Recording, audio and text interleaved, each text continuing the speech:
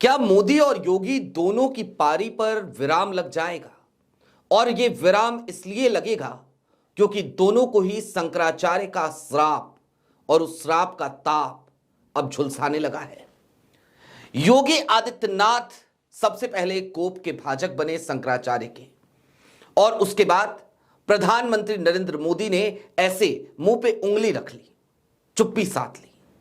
और आज की तारीख में भारतीय जनता पार्टी, जो कभी नारा दिया करती थी कांग्रेस मुक्त भारत का, जो एक्सपर्टीज रखती है तमाम विपक्षी दलों को तोड़ने का, उस खुद की पार्टी के भीतर इस्तीफों का एक दौर जारी है। 2 दर्जन से ज्यादा नेता अब तक इस्तीफा दे चुके हैं। और आलम यह कि जो लोग अब तक भारतीय जनता पार्टी के तलवे चाटा करते थे, ऐसे लोग अपना दुखड़ा रो रहे हैं। तमाम भक्त सड़कों पे हैं। कोई रुद्राक्ष अपने हाथों में पकड़कर प्रधानमंत्री नरेंद्र मोदी को श्राप दे रहा है, तो कोई अपने जनेऊ पे हाथ रख के श्राप दे रहा है, कोई अपने कपड़े फाड़ रहा है। और इन सब के पीछे 2 अहम कारण हैं। एक, शंकराचार्य का अपमान, और दूसरा, यूजीसी के तहत आया हुआ नया बिल प्रमोशन ऑफ इक्विटी। आज की तारीख में यही समझने की कोशिश करेंगे कि क्या वाकई में शंकराचार्य का यह श्राप भारतीय जनता पार्टी की सरकारों को ले डूबेगा। नमस्कार, मैं स्वप्निल और आप मुद्दा देख रहे हैं। दोस्तों, आगे बढ़ें उससे पहले वही छोटी सी अपील। मुद्दा इन दिनों एक गंभीर आर्थिक संकट से जूझ रहा है। एक तरफ हमारे मेन बैंक अकाउंट बीते लंबे समय से फ्रीज चल रहे हैं, तो दूसरी तरफ हमारे 2.5 साल पुराने चैनल को हमसे लंबे समय तक छीन कर रखा गया था।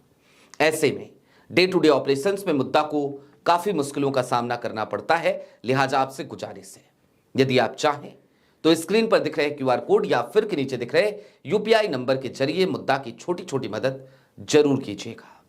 अब आगे बढ़ते हैं, और सबसे पहले आपको जरा 2 खबरें मैं दिखाना चाहता हूं।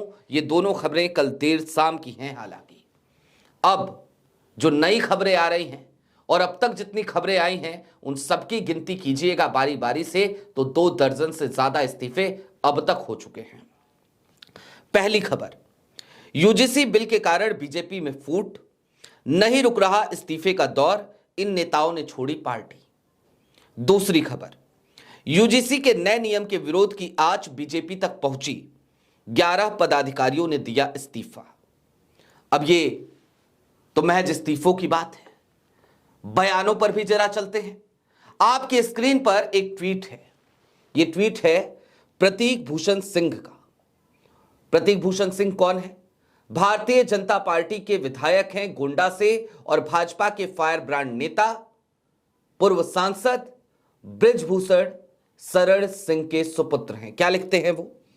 इतिहास के दोहरे मापदंडों पर अब गहन विवेचना होनी चाहिए, जहां बाहरी आक्रांताओं और उपनिवेशी ताकतों के भीषण अत्याचारों को अतीत की बात कहकर भुला दिया जाता है, जबकि भारतीय समाज के एक वर्ग को निरंतर ऐतिहासिक अपराधी के रूप में चिन्हित कर वर्तमान में प्रतिशोध का निशाना बनाया जा रहा है। और रुकिए नहीं, एक ट्वीट और देखिए। पूर्व मुख्यमंत्री मध्य प्रदेश उमा भारती लिखती हैं, और ये शंकराचार्य के मुद्दे पर लिखती हैं। मुझे विश्वास है कि स्वामी अविमुक्तेश्वरानंद जी महाराज एवं उत्तर प्रदेश सरकार के बीच कोई सकारात्मक समाधान निकल आएगा, किंतु प्रशासनिक अधिकारियों के द्वारा शंकराचार्य होने का सबूत मांगना, यह प्रशासन ने अपनी मर्यादाओं एवं अधिकारों का उल्लंघन किया है। यह अधिकार तो सिर्फ शंकराचार्यों को ही प्राप्त है। और मैंने कहा था, बहुत सारे चरण चुंबक हैं। ऐसे ही एक शख्स और है, किसी जमाने में हम भाई कहा करते थे, बड़ा भाई माना करते थे। आज की तारीख में भी वो बड़े भाई हैं, लेकिन ना जाने उनकी क्या मजबूरियां हैं, या फिर कि किस तरीके की कुंठा है, या फिर कि किस तरीके का लालच है। लेकिन वो आज की तारीख में बार बार डंका पीटा करते हैं, कभी मोदी जी के लिए, कभी योगी जी के लिए। शायद राज्यसभा की चाहत हो, लेकिन आज की तारीख में वो भी क्या लिखते हैं, देखिए आपकी स्क्रीन पर। चाहे तिल लो या ताड़ लो, चाहे तिल लो या ताड़ लो राजा, राई लो या पहाड़ लो राजा, मैं अभागा सवर्ण हूं, मेरा रोया रोया उखाड़ लो राजा। स्वर्गीय रमेश रंजन जी की पंक्तियों को साझा करते हुए कुमार विश्वास ने भी अपनी टिप्पणी दी है। अब दोस्तों, ये खबरें, ये बयान मैंने आपको दिखा दिए, लेकिन अब जरा इन चीजों का विश्लेषण करते हैं कि आज की तारीख में ये चीजें जा किस दिशा में रही हैं। दरअसल सबसे पहले तो शुरुआत वहीं से हुई जब आज से 10 दिन पहले शंकराचार्य अविमुक्तेश्वरानंद के साथ बदतमीजी की गई। प्रयागराज माघ मेला प्रशासन के जरिए उनकी पालकी पे विराजित छत्र को तोड़ा गया, उनको स्नान नहीं करने दिया गया, उनके तमाम शिष्यों को थाने में ले जाकर बुरी तरीके से पीटा गया, या फिर कि वो तस्वीरें हमने देखी हैं, निर्वस्त्र करके पीटा गया। वो तमाम स्थितियां हमने देखी। वो दिन और आज का दिन, अब तक 10 दिन बीत चुके हैं। कल की तारीख में शंकराचार्य अविमुक्तेश्वरानंद प्रयागराज से प्रस्थान कर जाएंगे, यानी कि केवल आज का वक्त बचा है जब योगी आदित्यनाथ चाहे, भारतीय जनता पार्टी चाहे, या फिर कि प्रधानमंत्री नरेंद्र मोदी चाहें तो वो जाकर के नतमस्तक हो जाएं और कहें कि इतना तो श्राप मत दीजिए, चलिए चलकर मां गंगा में डुबकी लगा लीजिए और हमें अपने आशीर्वाद से अनुग्रहित कीजिए।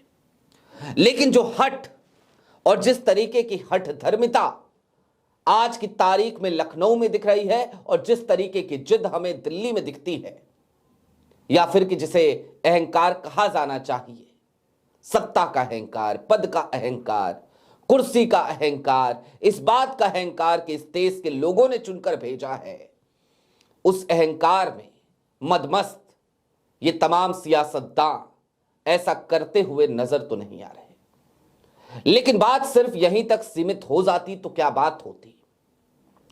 दोस्तों, कल की तारीख में अलंकार अग्निहोत्री एक पीसीएस अफसर हैं, उन्होंने अपना इस्तीफा दिया। इस्तीफा स्वीकार कर लिया जाता, जाने दिया जाता उन्हें अपने रास्ते। उनकी राजनीतिक महत्वाकांक्षा है, कुछ और है, क्या नहीं है, सब भविष्य के गर्भ की बात है। लेकिन आज की तारीख में वो एक प्रशासनिक अधिकारी थे, और एक ऐसे प्रशासनिक अधिकारी जिनका ट्रैक रिकॉर्ड अब तक साफ सुथरा रहा है। एक ईमानदार अफसर के तौर पर उनकी गिनती की जाती रही है।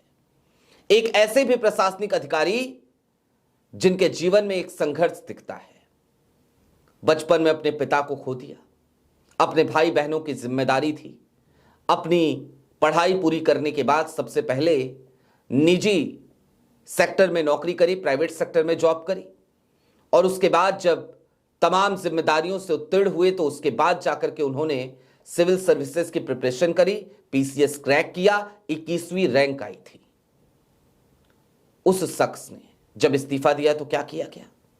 पहले समझाने की कोशिश की गई, बुलाया गया डीएम के बंगले पर, नहीं समझे तो धमकाया गया, 2 घंटे तक बंधक बनाकर रखा गया, और इन सब के बाद भी अलंकार अग्निहोत्री नहीं माने, नहीं झुके, नहीं रुके, नहीं डरे, तो इस्तीफे को स्वीकार करने की बजाय निलंबन का आदेश आ गया, उनको सस्पेंड किया गया और संभल जिलाधिकारी कार्यालय से अटैच कर दिया गया। यही सब कुछ तो हो रहा है। और इन सब क्रियाकलापों को देखने के बाद भी क्यों ना कहा जाए कि यह शंकराचार्य का श्राप है, और एक ऐसा श्राप जिसके बाद वो कहावत चरितार्थ होती है, विनाश काले विपरीत बुद्धि।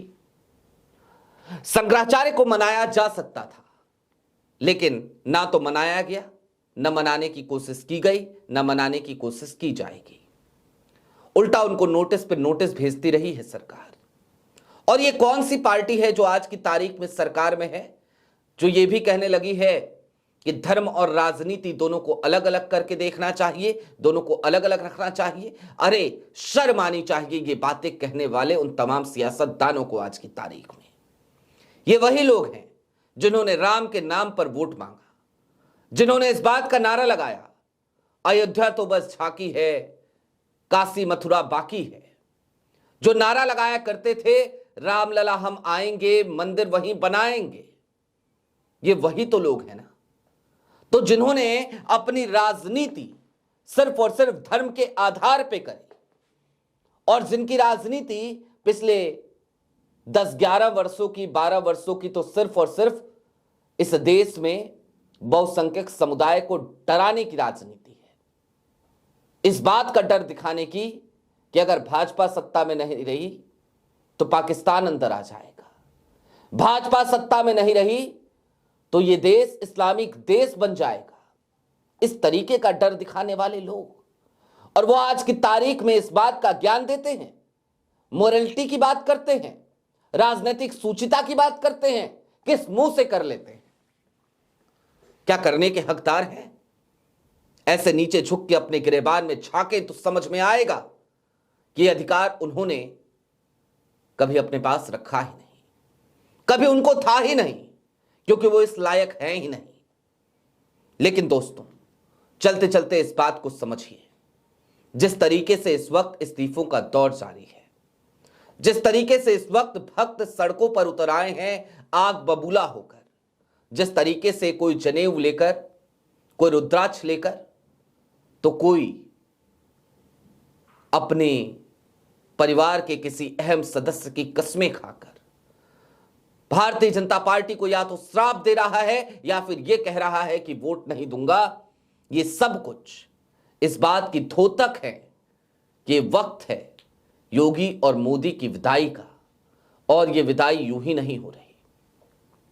अगर वाकई में भारतीय जनता पार्टी के लोग सनातन धर्म में मानते हैं तो उन्हें फिर ये शास्त्र का ज्ञान भी पता होना चाहिए कि संतों का अपमान कभी खाली नहीं जाता, और फिर आपने तो उसका अपमान किया जिसे संत शिरोमणि कहा जा सकता है, उसका अपमान किया जो परंपरा आज से हजारों वर्ष पुरानी है। आपने सिर्फ स्वामी अवमुक्तेश्वरानंद जी का अपमान नहीं किया, आपने उस पद का अपमान किया, शंकराचार्य पद का, जिन्हें भगवान के समकक्ष माना जाता है। शंकराचार्य भगवान माना जाता है, शंकर का अवतार माना जाता है। अद्वैत के सिद्धांत को जानने वाले, उसे प्रतिपादित करने वाले शंकराचार्य। तो निश्चित तौर पर जब आप इस तरीके का अपमान करेंगे तो श्राप का असर होगा, और आज की तारीख में हमें जो कुछ भी देखने को मिल रहा है, ये मुझे कहने में कोई दो राय नहीं कि वो श्राप का ही असर है। कुर्सी हिली पड़ी है, हड़बड़ी है, खलबली है, और बार बार डैमेज कंट्रोल करने में माहिर भारतीय जनता पार्टी, वो आज की तारीख में अपनी उस मीडिया जिसको आप पोमेरियन मीडिया कहते हैं, उससे भी ये डैमेज कंट्रोल कराने की हैसियत में नहीं है। आपकी क्या राय है कमेंट बॉक्स में जरूर बताइएगा। अभी के लिए दीजिए इजाजत। चलते चलते फिर वही अपील, चैनल पे नए हो तो सब्सक्राइब करते हुए जाइएगा, सक्षम हो तो छोटी छोटी मदद मुद्दा की जरूर कीजिएगा। बहुत शुक्रिया।